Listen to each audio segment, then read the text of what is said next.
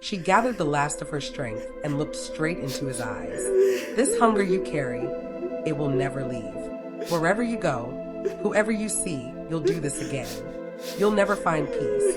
He swallowed hard, the weight of her curse pressing down, but he shook his head.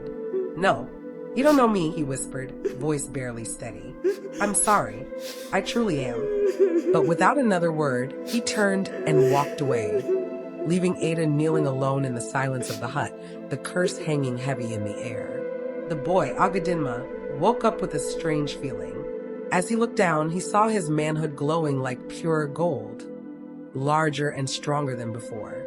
Fear mixed with a strange excitement as a wave of desire surged through him. He couldn't help himself. He began to touch himself privately, trembling with a power he didn't understand.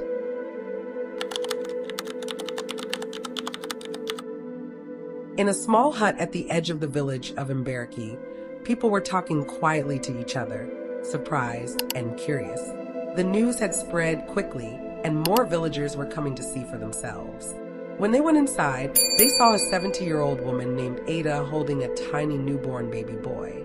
She had just given birth, which no one expected because of her age. Her children were there too, standing close and looking amazed. Even her grandchildren were around, trying to understand what had happened. Everyone was shocked that she gave birth at 70, but Ada was very happy. She held the baby carefully and smiled, proud and full of joy to have a new child at her age. The village people kept walking around, talking quietly to each other, shocked and confused.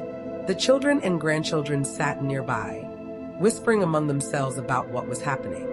They couldn't believe that at such an old age, Ada had just given birth to a baby. Some were surprised, others didn't know what to think, but everyone was curious, trying to understand how this could happen. It wasn't a miracle, just something unusual that nobody expected. This is how it all began. One day, Ada was still farming in the field. As the sun dipped low, her hands steady and practiced, turning the earth with quiet determination. The sky above her darkened slowly, streaked with orange and fading blue. Crickets had begun their evening song, and the hush of twilight crept over the land. As the light slipped further away, Ada straightened, stretching her back. The air had cooled, brushing gently across her skin. She moved with purpose, gathering her tools and bundling the harvested crops into a worn cloth sack. The scent of soil clung to her palms as she wiped them on her wrapper. She packed everything with care, tied the sack tightly, and balanced it on her head. The farm settled into silence as the sun disappeared behind the trees. She stood alone in the fading light, back bent, hands dusty, wrapper damp with sweat. Yet her beauty remained quiet and dignified, like a memory that refused to fade. She turned toward home. The path curved through a thick forest, quiet, old, and heavy with shadows. She walked slowly, listening to the sounds of the bush, the rustle of leaves, the distant call of night birds, the whisper of her footsteps on dry earth.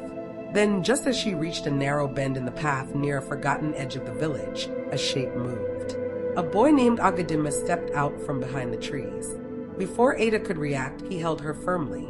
His grip was urgent and confused. He said nothing. Leading her off the path, he pulled her through the underbrush, past dry leaves and thorny branches, until they reached an old, abandoned hut, swallowed by weeds, hidden from the road, long forgotten. There, Ogadinma forced Ada to sleep with him. When they reached the old hut, Ogadinma stopped walking. Ada dropped to her knees, hands trembling as she looked up at him. "Please don't do this," she whispered, her voice cracked with fear. "I'm just an old woman. I have nothing to give you." He hesitated for a moment, eyes flickering with something restless inside. Then his grip tightened, and without another word, he forced himself upon her. Afterward, as he caught his breath, he looked down at her pale, tear-streaked face. Then he felt sorrowful. "I'm sorry," he said quietly, almost to himself. "I'm sorry. Sorry that I couldn't stop. Please, I am truly sorry for this. I never expected this to happen." She gathered the last of her strength and looked straight into his eyes. "This hunger you carry, it will never leave. Wherever you go, whoever you see, you'll do this again. You'll never find peace." He swallowed hard, the weight of her curse pressing down, but he shook his head. "No, you don't know me," he whispered, voice barely steady. "I'm sorry. I truly am." But without another word, he turned and walked away, leaving Ada kneeling alone in the silence of the hut, the curse hanging heavy in the air. Ada, even well into her 70s, carried a beauty that defied time, radiant and powerful, with eyes that held quiet wisdom and untold stories. Before that day in the hut, she had already faced a different kind of pain. She had been married 5 times. In each marriage, she waited, hoping, praying, aching for a child. But none came. After 5 long years with one man who finally abandoned her, she married another, and another. Still no child. 5 husbands, 5 empty wombs, and a heart burdened with shame. When the last man walked away, Ada did not crumble. She gathered her pain and strength, returned to the village, and began a small business. What started as survival grew into a flourishing empire. She raised her brother's sons like her own, and they, in turn, called her mother.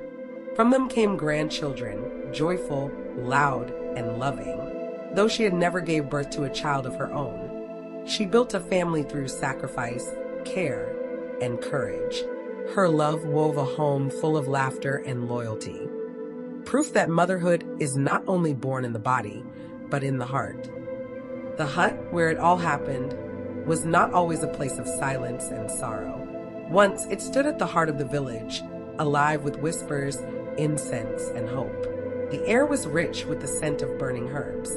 Barren women came here with aching bellies in need to have a child and wept in prayer, asking for one thing, life, and that they wanted to have their own children. And the gods always answered them. They called the gods Ogadinma, the spirit of wombs, existence, and the beginnings, the quiet giver of children. It was said that any woman who knelt within his hut would soon feel the flutter of life in her belly, and many did. But everything changed when a bitter land dispute arose between a woman and a man. The man had proof. The woman had persistence. When the matter was brought to the god, Oginwachuku judged in favor of the woman. The man fumed. He said the god had been deceiving people. This god is not truthful. But there was no turning back. The villagers couldn't turn the injustice back. They said the gods have spoken. Then the king himself came, with a case of his own, heavy with royal dignity and marital betrayal. He, too, was judged against. The gods judged against the king because he was a man. His wife's truth was upheld by the god. The king left in silent fury. Days later, he summoned the village elders. "This god has overstepped," he declared. "He no longer speaks for justice. His shrine must be silenced." So it was done. Oginwachuku's hut was shut. The sacred fire died. The herbs were scattered to wind and rot. A law was passed. No one must enter the shrine again. To do so was to defy the king. Still some women came. In secret, they crept through shadows to kneel in the dust and whisper into silence, trusting that God still heard. On that dark day, when Ogadinma led Ada into the forbidden hut, something ancient stirred. Her cries shattered the quiet of the village like a sudden storm. Curious faces appeared at every door, whispering and pressing close. "What has happened?" they asked, voices soft but urgent. Ada stumbled down the dusty path toward home, tears streaking her worn cheeks. Inside, her children and grandchildren gathered around her, hearts pounding.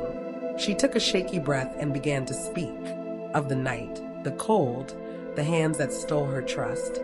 Her words wrapped around them like smoke, painful, bitter, unforgettable. The eldest grandson rose, fire in his eyes. "This cannot be hidden. The vigilante must know. We will bring justice for you." Determined, they set out into the night, the shadow of their grandmother's sorrow trailing behind them. Heavier than the darkness, stronger than the silence. The boy, Ogadinma, woke up with a strange feeling. As he looked down, he saw his manhood glowing like pure gold, larger and stronger than before. Fear mixed with a strange excitement as a wave of desire surged through him. He couldn't help himself. He began to touch himself privately, trembling with a power he didn't understand. Suddenly, there was a loud knock at the door. The vigilante stood there, serious and unyielding. Behind him were Ada's grown children, their faces dark with anger. "You're coming with us," the vigilante said. Before Ogadinma could say a word, they rushed in. The vigilante and Ada's children beat him mercilessly, with fists and sticks with anything they could grab. He screamed, begged, but their fury didn't stop until he was bloodied and breathless. Then they handcuffed him and dragged him through the village, ignoring his cries. The people watched in silence as he was thrown into the village prison. Inside, he sat alone, bruised and broken, the weight of what had happened settling heavy on his chest. His glowing manhood no longer brought wonder, only fear, shame, and silence. After some months of waiting, Ada finally gave birth. Her joy was like the sunrise, bright and full of promise.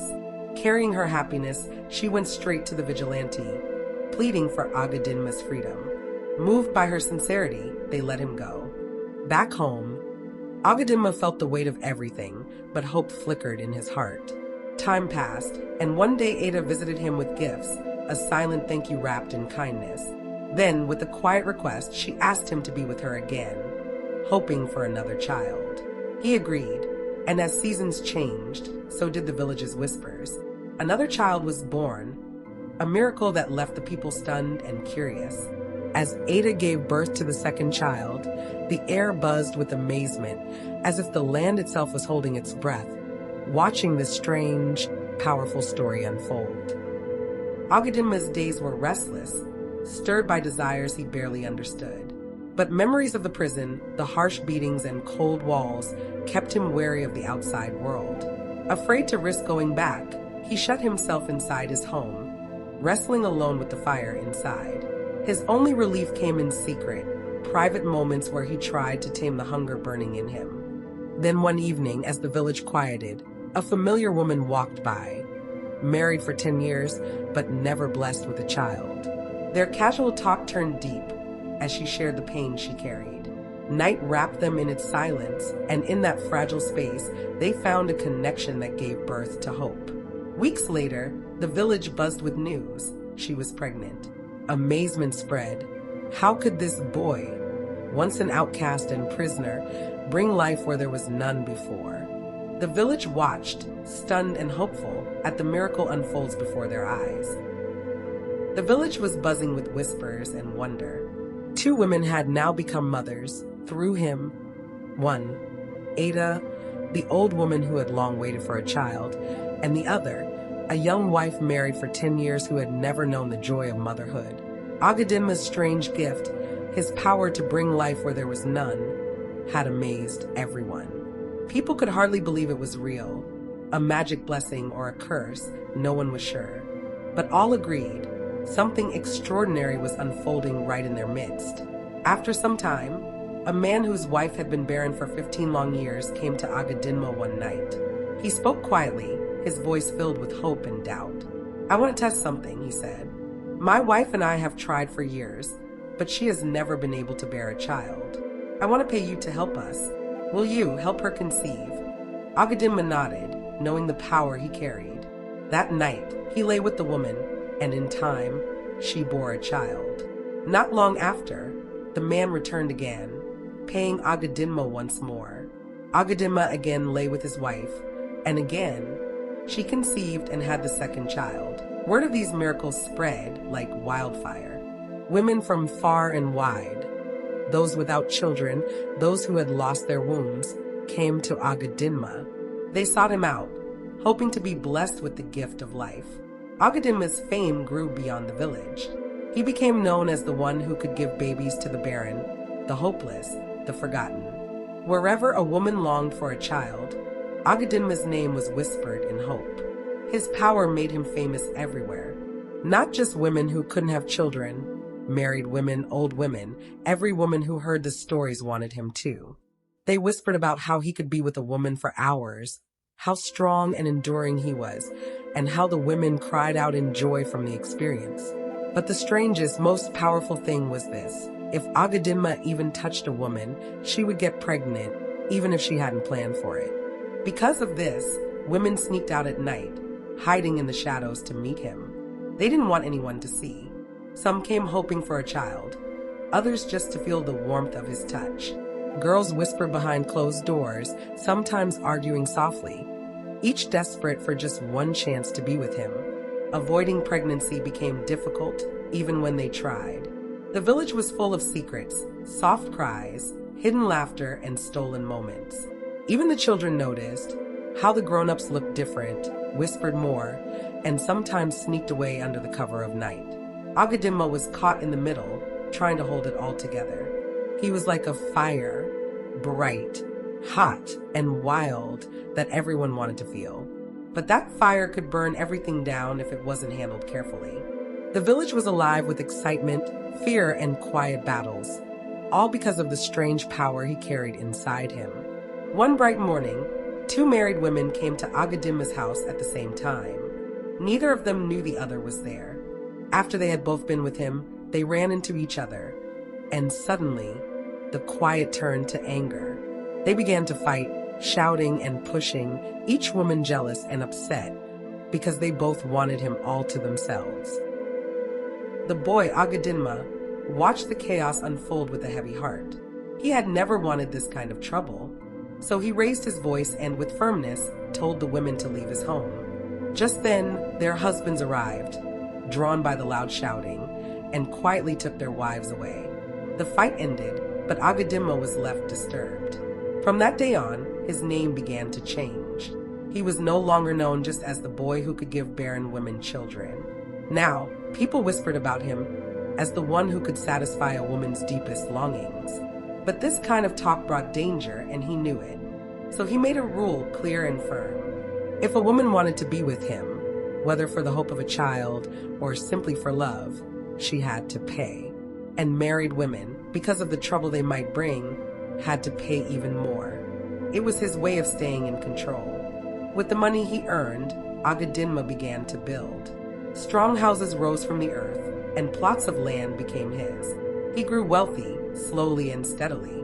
No longer just a boy with a strange gift, he was now a man with riches, land, and quiet power. Women came from nearby villages and far-off places, slipping through the night, drawn by the stories of his gift. They came with hope, with longing, with questions only he could answer. As more and more women visited, his land stretched across the village, and house after house became his.